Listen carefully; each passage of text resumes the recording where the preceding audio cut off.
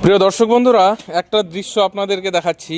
এখন উত্তরবঙ্গে টেম্পারেচার 10-11 এরকম চলছে, মানে প্রচণ্ড ঠান্ডা, বুঝতেই পারছেন। এখন বেলা 11টা বাজে, দেখুন চারদিকে এখনও কোনো রোদের কোনো আভা নেই।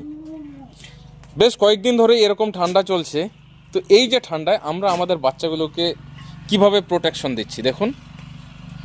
এই যে দেখুন, এখানে কাঠ দিয়ে আগুন জ্বালানো হয়েছে, আর পাশেই দেখুন বাচ্চাগুলো কত সুন্দরভাবে আছে। সাধারণত এই সময় কিন্তু গ্রামাঞ্চলে বেশিরভাগ ছাগল বাচ্চাদেরই দেখছি নাকে প্রচণ্ড সর্দি কাশি, একদম কুকড়ে আসে। কিন্তু আমাদের ছাগলের বাচ্চাগুলোর নাকে দেখুন, নাক একদম পরিষ্কার, একদম পরিষ্কার দেখুন। এবার হালকা সর্দি দু একটা থাকলেও থাকতে পারে, কিন্তু বেশিরভাগ বাচ্চাগুলোরই দেখুন নাক একদম পরিষ্কার। তো এইখানে কিন্তু সব বাচ্চা আছে।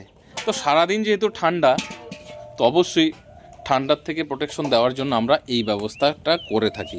শুধু এইবারই নয়, প্রত্যেকবারই আমরা কিন্তু করে থাকি। আর যেগুলো বড় ছাগল সেগুলো একটু দূরে দূরে খাবার দাবার খাচ্ছে, আর একটা সময় দেখবেন সব ছাগল এসে এখানে কিন্তু জড়ো হয়ে থাকে। দেখুন কত সুন্দরভাবে আছে এরা। তো বন্ধুরা, আপনারাও কিন্তু আপনাদের খামারে যদি এই বয়সের ছোট ছোট বাচ্চাগুলো থাকে, এইভাবে আগুন জ্বালিয়ে বাচ্চাদের প্রোটেকশন দেবেন। তাহলে বাচ্চাদের শীতকালে যে ট্রাকিয়া ব্রঙ্কাইটিস, রাইনাইটিস বা নিউমোনিয়া এগুলো সহজে হবে না, এবং বাচ্চাকে বাঁচাতে পারবেন। আর ওই 10-11 টেম্পারেচার মানে বুঝতেই পারছেন কতটা ঠান্ডা।